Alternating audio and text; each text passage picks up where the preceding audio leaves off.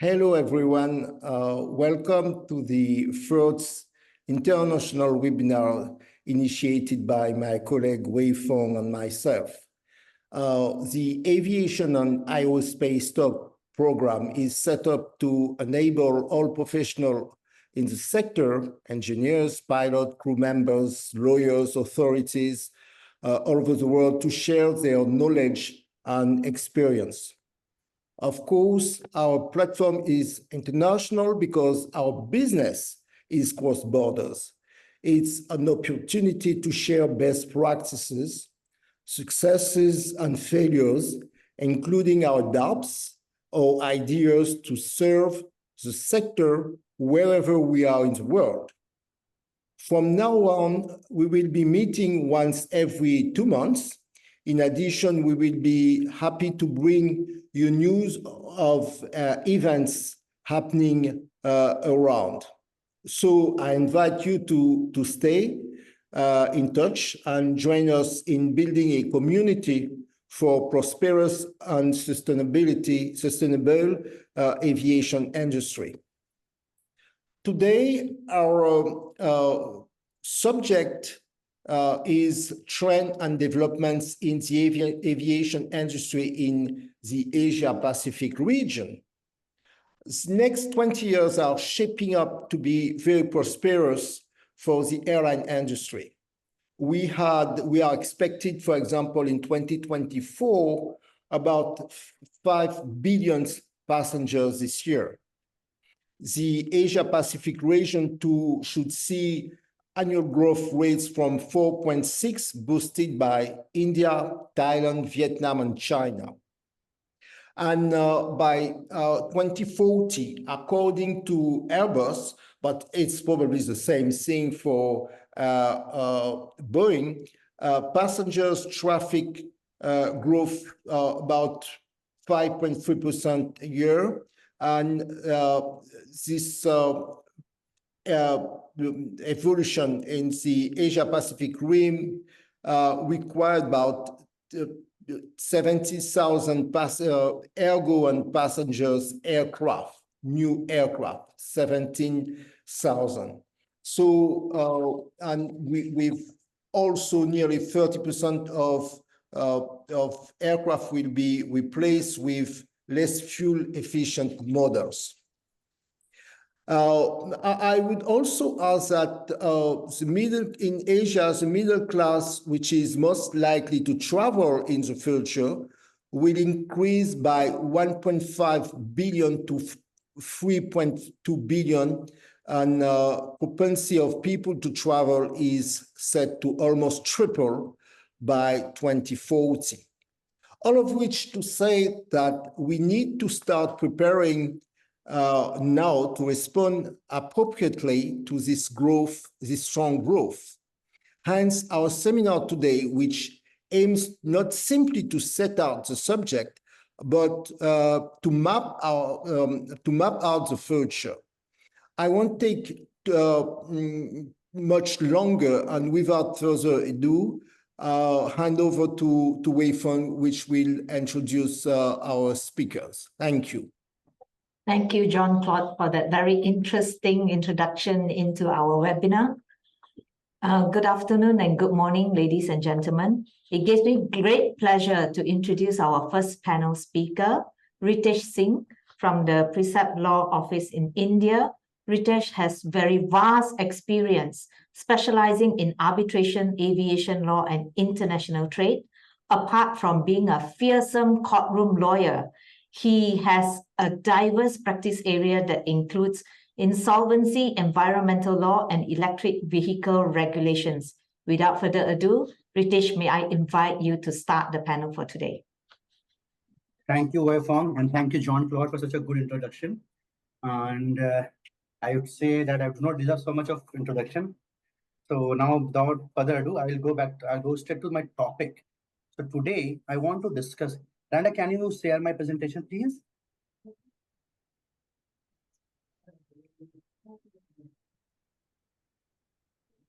The first page, the first slide. So this is the topic that I'm going to discuss about operating leases and the gift city. So how Indian Airlines are going after the operating leases and how the gift city is reshaping the leasing scenario in India. Please come to the next slide, please. So as I said, so now see in India, the focus area has shifted to operating leases in comparison to finance lease. And since as we all know, and as John rightly said, that India and Asia is growing, and there's a great demand for aircraft, there's a great demand for airline traffic and all that. So in order to give an impetus to the same, Indian government came up with a concept of Gujarat International Finance Tech City, so as to make it a global hub for aviation leasing. So please come to the next slide. Now let's look at the numbers. Numbers, they tell us a lot. So if you can see from the slide, 80% of the commercial flight in India is on operating leases. One may ask the question, why is it so? Why not finance lease? The reason being that when you go for operating leases, it reduces your cost, there's a less exchange control regulation, and you can get to the access to new technology at a real lesser cost. Next slide, please.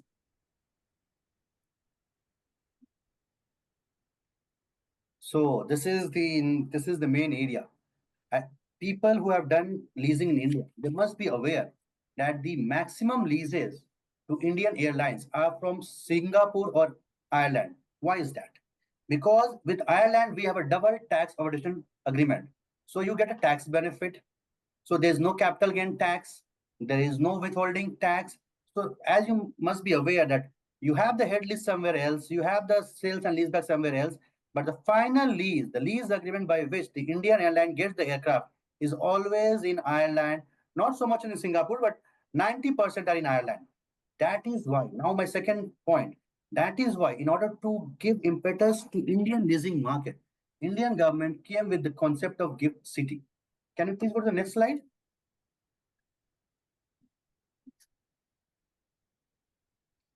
So the question is, why would anyone go for a gift city when they can use well-established system of Ireland to lease an aircraft? The answer to is there are two benefits that you get when you choose the airline jurisdiction. The first benefit is your tax. You get a better tax structuring. The second benefit is that there's no smooth infrastructure. In order to cater both the needs, the Indian government came with two gift city and it gave the financial incentive of 10-year tax holiday. So there will be no capital gain tax. There will be no withholding tax. And as you can see, the first leasing transaction was completed for Airbus A320, which went to Go First. I know Go First is not in right shape today, but Go First was the first one to lease the aircraft from the gift city. Next slide, please.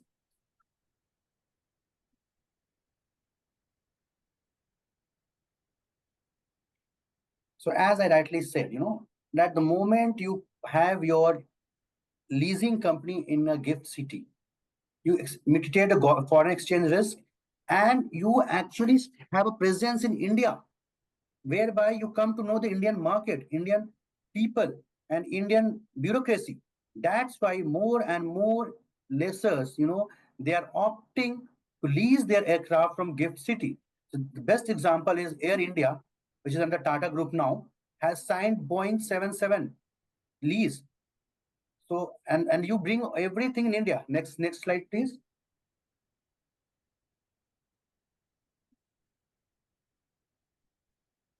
So I'll just say one thing on this slide, because I've covered this part, that Aviation Capital Group has opened its subsidiary, and it's actually taking the benefit of the gift city. It's not, it has a presence in gift city. It actually monitors this aircraft.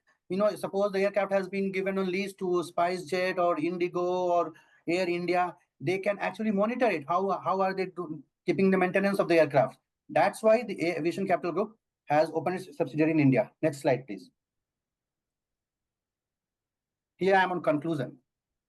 So while I'm on conclusion, I would say two things.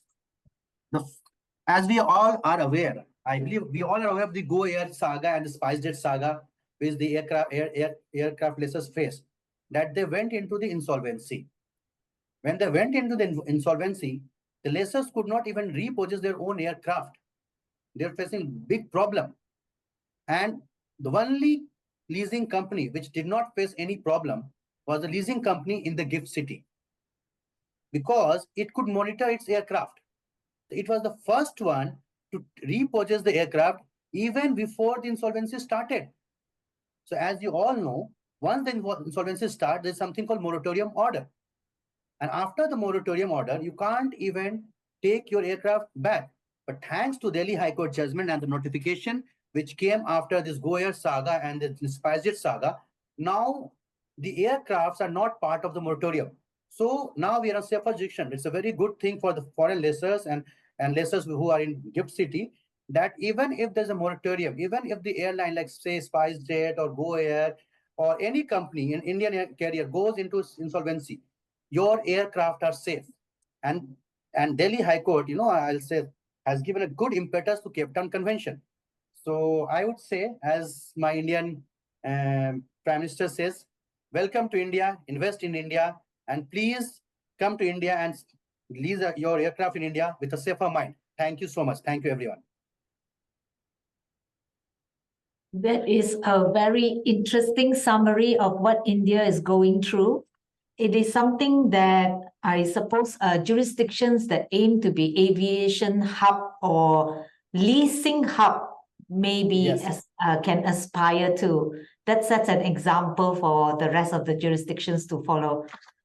And I believe I did not cross the deadline of 10 minutes. Thank you very much, Ritesh, for that very interesting presentation. Thank you, John. I wanted at this stage to share with the participants that the intention for today's webinar, apart from sharing with you the trends and development in Asia Pacific, is also to enable you to pose your question to our esteemed panel of speakers if you have. Please feel free to type into the chat box any question that you may have at the Q&A box. And we hope to be able to answer these queries once the speakers have made their respective presentation. So if I may introduce our second speaker, Chotiwut Supraduk from Chandler MHM, Thailand. Yep. If I may say a few words about Chotiwut, gives me great pleasure to introduce him. He is counsel at Chandler MHM Limited, Thailand. He has extensive, long-standing experience advising on a broad range of aviation matters, including aircraft and engine leases, MRO facilities, aircraft purchases and sales, and creditors' issues related to debt structuring in the aviation sector. He also advised on project financing, corporate matters and due diligence, and commercial rehabilitation. Chotiwut is double qualified. He's admitted in New York Bar, a member of the American Bar Association, as well as a member of the Thailand Bar. Chotiwut, I hand it to you. Yeah, thank you. Thank you so much, Wai Fong. And good morning and good afternoon, everyone. Thank you for joining this webinar session. As introduced by Wai Fong, I'm Chotiwut counsel, leading aviation practice in Chandler MHM, Bangkok, Thailand. Yeah, today I'm gonna challenge you the trend and development in aviation in Thailand. Specifically, I will cover four main areas. Firstly, I'm gonna talk a bit about the airline environment in Thailand. And then this is our big dream for expansion of Suvarnabhumi Airport and Aviation City in Eastern Economic Corridor, or EEC, to be aimed as a regional hub in Southeast Asia. And lastly, I'm going to share you some of note and my experience dealing with the CAAT, the Civil Aviation Authority of Thailand, regarding the aircraft repossession issue. First of all, for the airline environment in Thailand, after the COVID pandemic, some Thai airlines survived and are doing well. They are expanding their fleet to welcome visitors coming to Thailand. As of July 2024, there are about 85 million passengers inbound in Thailand, which is 85% comparing to those pre-COVID. Thai Airways is one of the major aviation players in Thailand as the national flight carrier. After being placed under the rehabilitation proceeding due to the fallout from the COVID pandemic, is bounced back and has just announced that they plan to exit the rehabilitation proceeding by Q2 of next year. And it also plans to expand their fleet with 13 new aircraft by 2025, which mostly on the operating list. It will increase its fleet to 90 aircraft for operating mostly long-haul flight to Europe and East Asia. Within this year, they're gonna receive additional to A330 leasing from the lessor. This one to fly to India and Fukuoka in Japan. And they already have resumed their flight to Milan and Oslo. That's what the flight before COVID. For other airlines, such as Thai Air Asia, Thai Asia X, or Thailand Air, they are also aggressively expanding their fleet as well. And all of the aircraft transaction now is operating list. In addition to that, there will be 8 airlines to be newly launched next year. One airline just received the AOL yesterday from the CAAT. Talking about how Thai airlines are recovering and expanding, let's turn our attention to listed infrastructure development to support the aviation sector in Thailand. If you have any chance to fly to Suvarnabhumi Airport recently, you will see we have the satellite terminal just opened this year.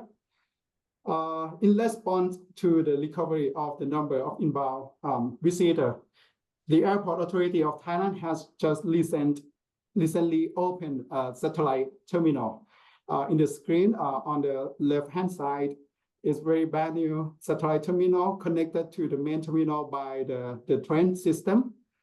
And the Airport Authority just approved a comprehensive expansion plan for Suvarnabhumi Airport, including the construction of the new southern terminal and also additional concourses and the third runway, which was just opened recently last month. This will alleviate congestion and improve the overall passenger experience. And what does it mean for future of aviation in Thailand in terms of expansion of Suvarnabhumi Airport? This expansion aims to increase the airport capacity from 45 million passengers to 80 million passengers per year. Now move on to our ambitious project.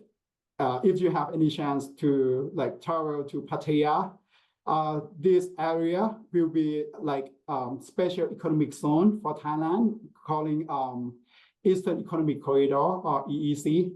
And one of the mega projects there will be Eastern Aviation City, which is a significant development within the Thailand EEC.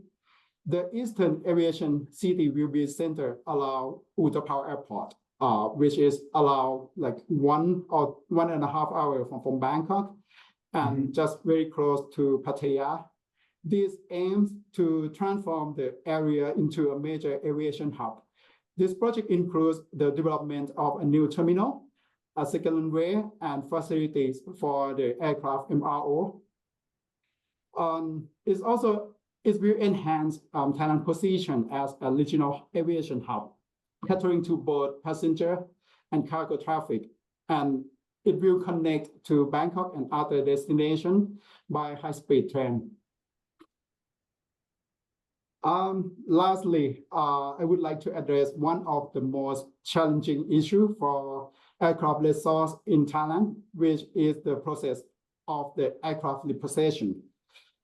Following the collapse of a number of aircraft during the pandemic, the aircraft repossession has become one of the first topic that lessor clients of mine who are new to Thai aviation industry will ask about. Unlike other countries that have ratified the Cape Town Convention, Thailand has its own unique system for aviation aircraft repossession. After ICAO left Thailand red flag status in 2017, the CAT works extremely hard at improving Thailand's aviation standard to aim to return to Category 1 status of the FAA in order to enable Thai airlines to resume flight to the USA. As of now, Thailand is in Category 2. We have no longer flight to the US for some time. As a part of the effort, it includes the facilitate of the process for the lessor to repossess their aircraft by submitting a request for the registration to the CAT instead of initiate the court proceeding, which are costly and risky for the lessor. So basically, in the past, if you want to repossess the aircraft, you need to go to the court. But under the new law, the lessor can just submit the document with the CAT to deregister the aircraft. Having clear repossession proceeding in place will help encourage lessor to do business in Thailand and will reduce the aircraft length due to it will enhance the security for the aircraft lessor, and it will further reduce the operation costs and airfare to the Thai passenger. This will eventually enhance the competitiveness of Thai airlines in the regional market and to reduce the flight airfare for the passenger, which is the ultimate goal for the CAT. This attempt of the CAT become tangible when it issued the regulation number 23 in 2020, followed by the new regulation number 44 last year to govern the registration and deregistration of aircraft in Thailand. In response to the lack of the ideal system under the Cape Town Convention, the concept of DPOA, deregister power attorney, is acceptable to the CAT. So basically, under the new law, the aircraft can be deregistered under this circumstance, the occurrence of any of these circumstances on screen. The first one is the lease agreement expires or is terminated by either party. Or secondly, the lease agreement is terminated by mutual agreement between the party, or upon the lessor issue of a termination notice and submit the required document, including DPOA, to the CAT, or final judgment from the court. It sounds easy, right? Yes, it's supposed to be easy, but however, in practice, in reality, the CAT will typically attempt to bring the party together to negotiate before they commence the proceeding of the deregistration. Why? From the CAT perspective, the best way to deregister the aircraft is the lessor to voluntarily deregister the aircraft by itself. This is because CAT has bad experience that they has been sued in the administrative court against them when they allowed lessor to deregister the aircraft. So they want to avoid this happening again. And at the meeting at the CAT, what if no settlement is reached? So basically, we have just tested this new regulation recently. And and if no settlement can be reached at the first meeting, the CAT will attempt to convene another meeting. In this case, even we have made, in my case, we have made the final offer to the lessee, and we give the hard deadline for the lessee to comply with. And if the lessee cannot reach to that level of our requirement, the CAT agreed to deregister the aircraft immediately. But eventually, in our case, the lessee could not fulfill our requirement, and the process was still prolonged. In my case, my client decided to go to the court to get something back after the aircraft has been grounded for like several months. In such case, we had several meetings with the CAT and the lessee like for 5 months. And in such case, eventually the CAT found that we had filed a lawsuit against the lessee for the damages, not for the lease termination. Even though we didn't request for the termination of the lease at the court, because we had terminated the lease already before we commenced the deregistration proceeding. But the CAT ruled that the validity of the lease agreement should be a matter to be considered by the court. So they tried to prolong the process. And then CAT sent the letter to the court, asking the court to give an opinion on whether they can deregister the aircraft while the court proceedings are still ongoing.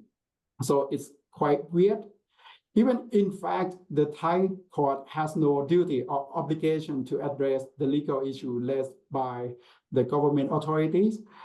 So luckily, in that case, we reached to settlement agreement with the lessee at the court, but it showed to us that the CAT is wary of being sued by the Thai operator.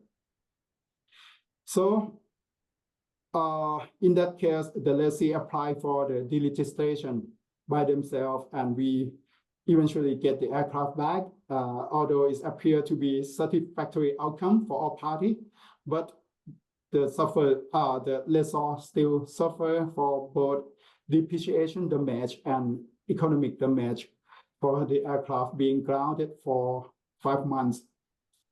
Furthermore, the precedent for the CAT deregistration of the aircraft and repossession by the lessor under the new regulation of the CAT is still unclear and has not been addressed by the CAT. And eventually, the letter that the CAT sent to the court has already addressed that issue, that the court has no duty to settle this issue. And yeah, we hope that we expect that there will be more repossession matters in Thailand for coming months, and we will test this regulation again with the CAT, and we will keep you updated. In conclusion, the aviation sector in Thailand is undergoing significant changes and developments.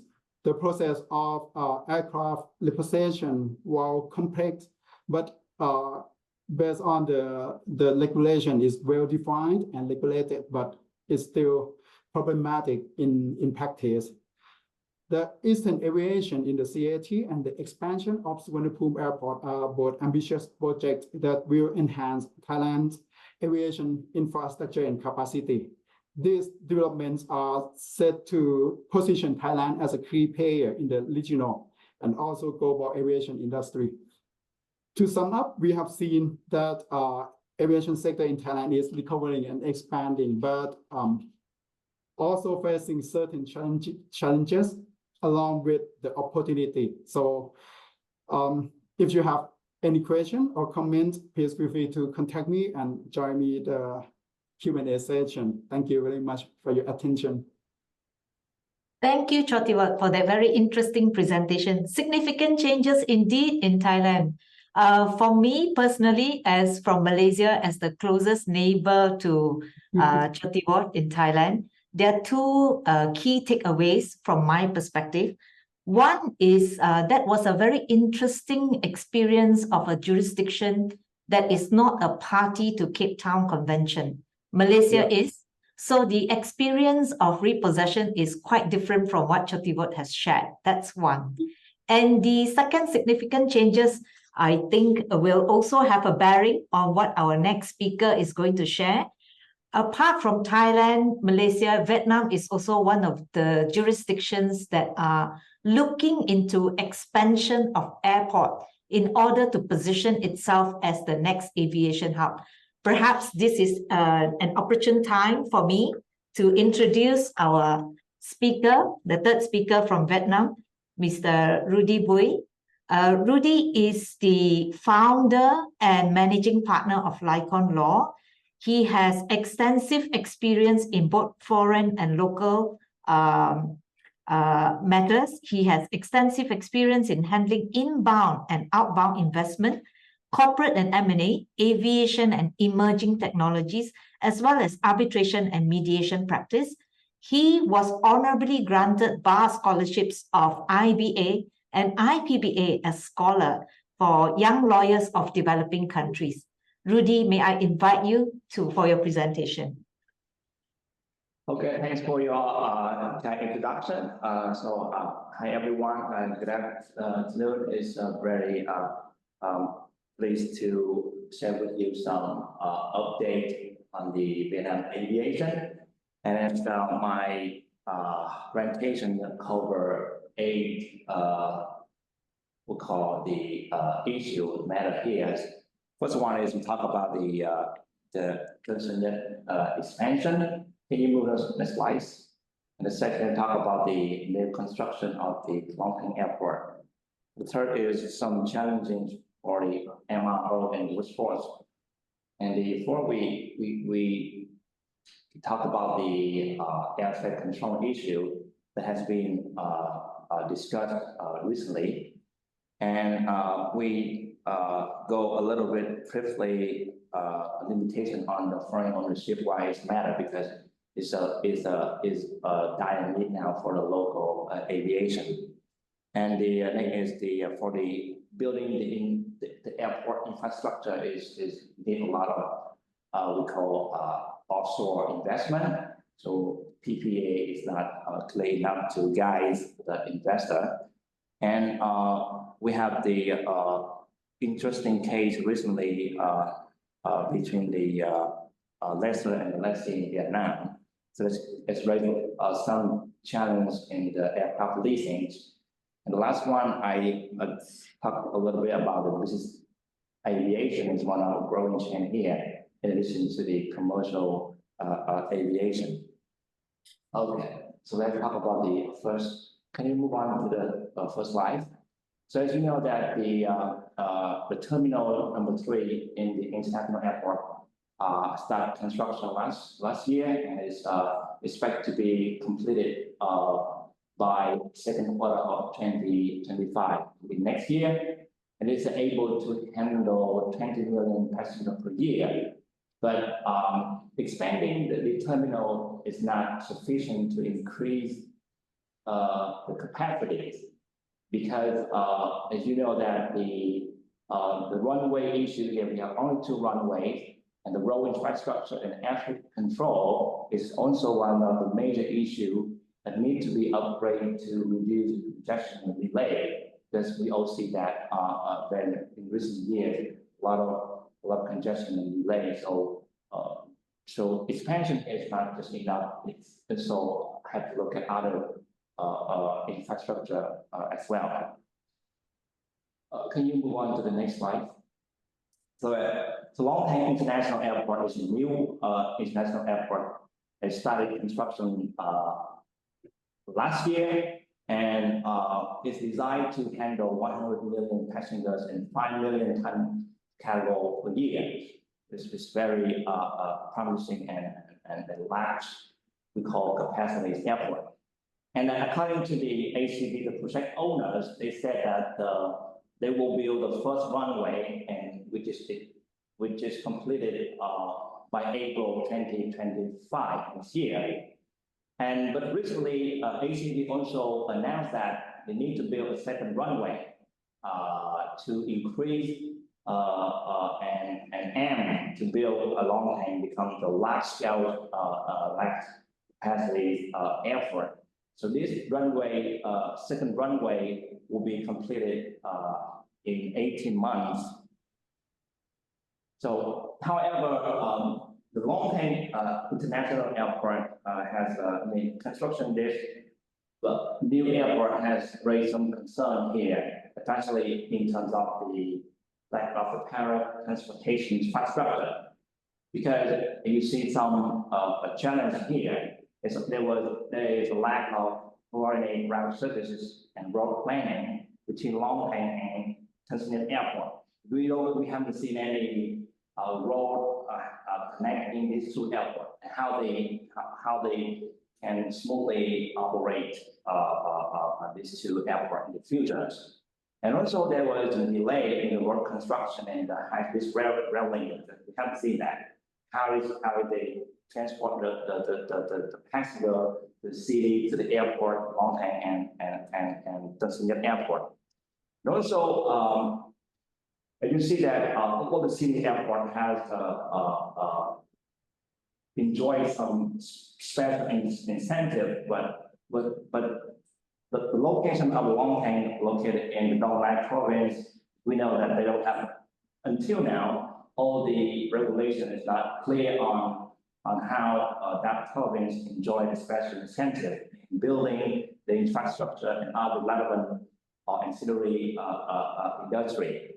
It's really hard for building the construction infrastructure, and also because there is an unlimited legal framework, it's really limit the growth and the intensive infrastructure for the Long-Thanh International Airport. So can you move to the next slide? So as you know, there's increasing challenging for the MRO and workforce development. As the Wai-Fong just shared with me that in Malaysia also have issue or the same issue. Currently in Vietnam now, only 2 companies qualify for aircraft maintenance and repair. It's a Vietnam Airline Engineering Company. It's a state-owned company, and another one is a private company, Aircraft Engineering Service Company, AESC. These 2 companies hold AESA and FAA certification. So the MRO market, the service MRO here is only meet around 25% of the demand, and the rest almost outsourced globally. So its number is very, I think it shows the imbalance between the demand and supply in Vietnam. Can you move on next slide? There was intense we call airfare issue recently in Vietnam, and the government has appointed one state agency to investigate and monitor the airfare ticket, and they have to prepare a report, and that report will come to the National Assembly and the Prime Minister for approval and review. So as you know that the airfare in Vietnam has been increasingly significantly for some reason. It's because of the privately engine recall. There is they recall the 2 types of the aircraft, which cause a lot of shortage on the aircraft operating, and also there was a significant increase in operation costs and also the leasing, so which leads to the high price. There's some critical features here that affect the airfares. That's why the government have to do something, and we'll see probably in the next 2 or 3 weeks there will be a report available for review and approval in terms of the airfare control. Let's go on. Can you move on to the next slide? So this is under the Vietnamese law, there was a limitation on the foreign ownership, and here the foreign ownership only can hold the share up to 35%, compared to other Asian countries, which is a little bit lower. and it's really limit and prevent the investment pointedly, especially for the local aviation now who really want to expand, look for the investment and also the capital, also technical knowledge as well. So so in the future, it's really now depend on. Could you go to the next slide? There is depend on how the Vietnam government look at this issue and really want to open or increase the capability of the local aviation. They have to do something, and also they have to look to adjust the ownership foreign ownership ratio. So that's why that allow the local aviation to access to the international aviation network, and also help them to, as I said, do some business restructuring after the pandemic. It's very, very significant now. As I said, the building concerning the airport infrastructure is very important to maintain our competitive advantage, also build capability for the airlines. But under our current law here, PPP project in the aviation development is not really enough. So we need actually clearer regulation and enforcement to attract foreign investment, especially in the most. And then that's one of the issues here we need to look at is government have to optimize the airport-related fees and taxes to support its growth, and also all the POT and PTO project is so struggling to attract foreign investment.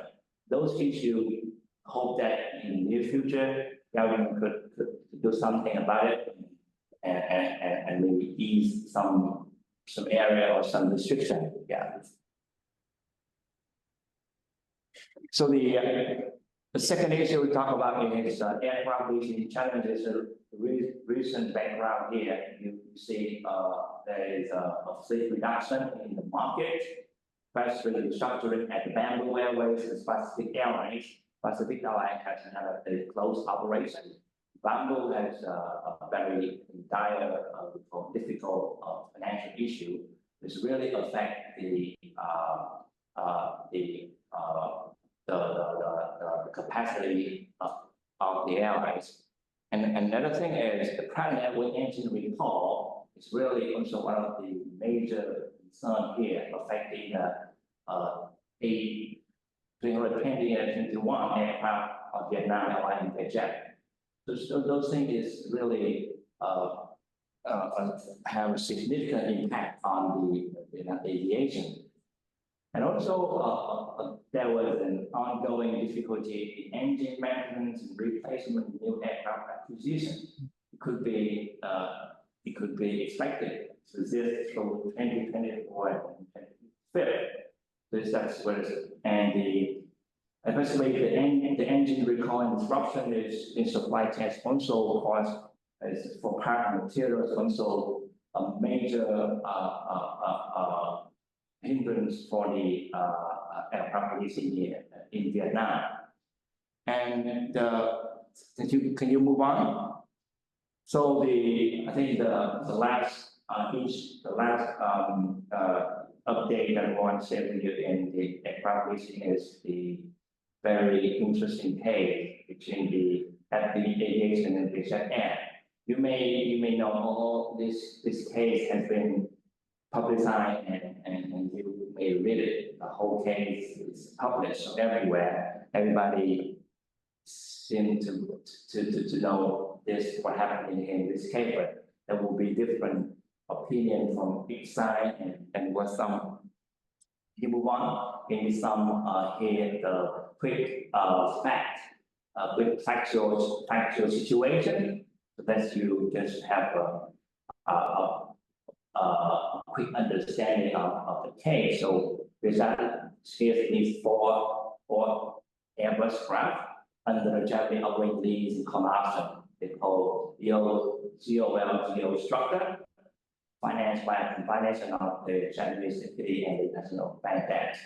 But due to the COVID pandemic, the Vietjet has very difficult to maintain and operate these four aircraft. So this caused some issue under the lease agreement. So can you move to the next slide? In October 20, the lessor that has issued the termination notice, right, and then ending the lease agreement, but they just still continue to operate without paying the rent over the year.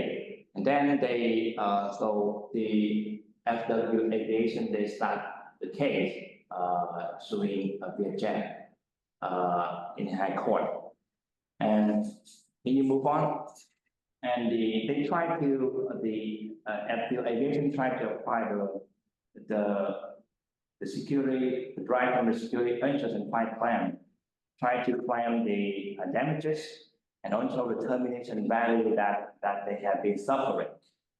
And Vietjet, they said that they contest the lease termination and so try to have a new lease, but why FTA report? In fact, the Vietjet already hand over the 4 aircraft, but the FW have problem with the registration and exported aircraft out of Vietnam. There was a claim against the FW under the BCCA and the Vietnam authority. So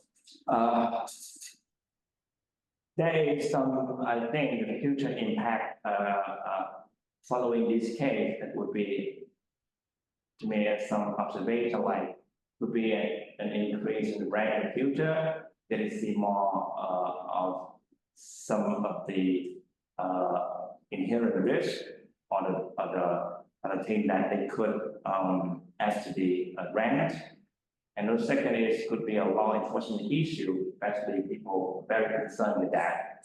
Because at least even they already hand over the aircraft, but they could not re-register the aircraft yet.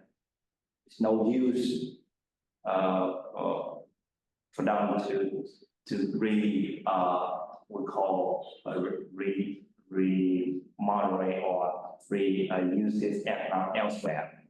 And probably this could lead to some new leasing strategy where they have to tailor or adjust to those issues that happen in Vietnam. They may so pay attention to that. So the last issue that I want to share with you is aviation. Because I have a chance to work with some private jet business, so they are really now so the strong interest in having or in building this type of business, and some of them they now try to talk to some aviation or airline who already have a charter, why they try to do a partnership with them so that they can serve their client and also expand their business in some area. And also there was increasing demand for the FBO. Those who run the charter flight or private jet, they're also concerned with how they deal with FBO here to serve and give that client amazing experience, customer experience. Those are the things that I think is a growing trend, and probably in the next, I think, 2 or 3 years, that will be, I think, more. We will see more of kind of it in Vietnam. So that is end of my presentation. So hope that we would have further discussion after this. Thank you, Rudy. I think speaking on behalf of those of us from this Asia Pacific jurisdiction, the outlook is very positive. Our respective jurisdiction are either positioning ourselves as the aviation leasing hub or the aviation hub through various means, either through expansion of airport and transport facilities to facilitate that, or by creation of a high-tech gift city like what British has shared as far as India is concerned.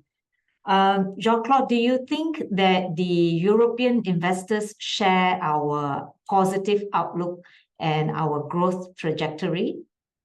Yes, definitely. There is a difference between the public, the population, and we have few activists who are against the aviation industry. However, what we see nowadays, there are more and more people flying. So this is not something that will go on the other way. The only concern we have here is to have a more clean aviation. This is our main goal, a more clean aviation.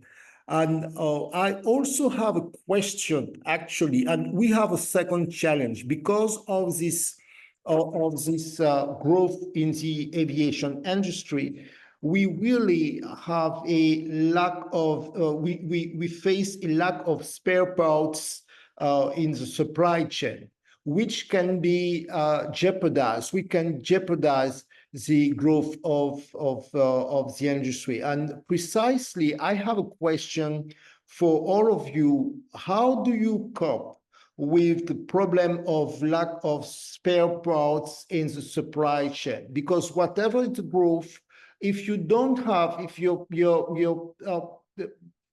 aircraft cannot fly, cannot take off, it's useless to have a growth. We have a very, very, very clear possibility to repair, to change whatsoever. So do you have, and in addition to that, do you have a regional strategy in order to cope with that situation throughout Asia? Ritesh, what is your experience in India? So I'll start with the actual example, or rather, which I faced when this Go Air thing happened. When Go Air went into insolvency, one of my lessor, I don't want to name that lessor, he was saying, "On Ritesh, fine, I will get my aircraft back. But what about the spare parts? We don't know where they have parked my aircraft." So we moved an application before the tribunal called National Company Law Tribunal, saying that, okay, we'll get our aircraft, but we want to see what is the situation of the aircraft. The airline and the airline council stood up and said, "It's our aircraft. We have leased that aircraft. We'll take good care of that aircraft." Then I said, "Well said. Let's there be a joint inspection." And when the joint inspection happened, and as rightly said by John Claude, 20 items were missing in that aircraft. 20 items were missing in that aircraft. Now, in India, we have something called DGCA, Director General of Civil Aviation. So, it's a lack on the part of the lessors as well. When you lease out your aircraft, it's your duty to always check your aircraft while everything is going good. Of course, when things go bad, that you'll face problem. But there is no regular inspection. The lease agreement, if we see the lease agreement going into 100 pages, they said that we have the right to inspect. But in practical, in 17 years of my career, I've never seen any lessor representative going and checking the aircraft while the things are going good. So we'll have to do something about that. See, the regulation is there. If it's your aircraft, you can always check. If the lessee is not allowing you, you can write an application to DGCA. If the DGCA is not helping you, you can go for a writ. So regulation is there, John Claude. And in fact, we have a regulation for regulating MRO as well. But it needs to be implemented. The parties need to take active role in that. That's my strategic advice, I would say. I personally do not think that this spare part supply issue is something that is peculiar to any jurisdiction. I think this is an issue that our respective jurisdictions are struggling with. speaking for Malaysia, there is certainly a concern over the spare parts supply issue. It has to be a government-driven initiative. What the Malaysian government is looking at now is to draw up a blueprint to address various issues. We have had some challenges on MRO facilities as well. We have also had some human resources management issues. You need good people in order to ensure that the aviation industry is sustainable in the long run. So those are the challenges that the Malaysian government is looking at. We are eagerly waiting for the blueprint to be rolled out. What is your experience in Thailand, Chotivoort? Yeah, it is the same issue to Malaysia. As a part of Eastern Aviation City, so the government tried to promote the investment on the spare part manufacturing in Thailand as well. So we hope that like some the aircraft manufacturing big manufacturer and also the spare part manufacturer will come and invest in Thailand to like build the factory to supply to the regional as well. Is Vietnam any different, Rudy? I think I share with you an interesting story that I have been sitting a client who want to come to Vietnam to build a spare part, get something here certified. So they try to look for the local partner who are able to manufacture this spare part, but it's very hard because they are not qualifying. One thing, the other thing is here is not many, as I said, not many company qualify. That's the more thing is they're talking about the cost of producing that. It's said that if we do in Asia or Southeast Asia, would be less expensive, but it's still up to the standard, global standard. But it's the demand and from the business perspective is well, but from the infrastructure in Vietnam, other country, or the facility is not ready for this. So I think that it's growing demand, but they could not find a right partner on the infrastructure that can meet that expectation and requirements. There is so many things to discuss and so little time. We are coming to the end of our webinar session. But before that, we have a question from our participant. If we can just deal with this question before we close the session. The question that we have is, what are the benefits to the state in developing leasing hub? Perhaps, Ritesh, since the Gift City directly deals with positioning India as the leasing hub, can I leave this question to you? Yes, and I'll quickly deal with this question.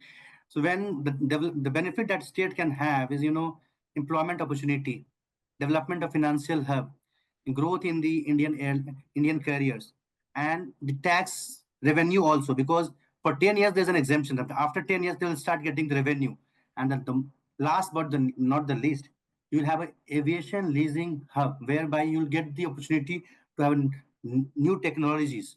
So that's the reason the state wants to develop a leasing hub. And you can go on there. Yes. Is the take-up rate encouraging in the Gift City for leasing of aviation-related transactions? Yes, there's a exemption and everything for the leasing company.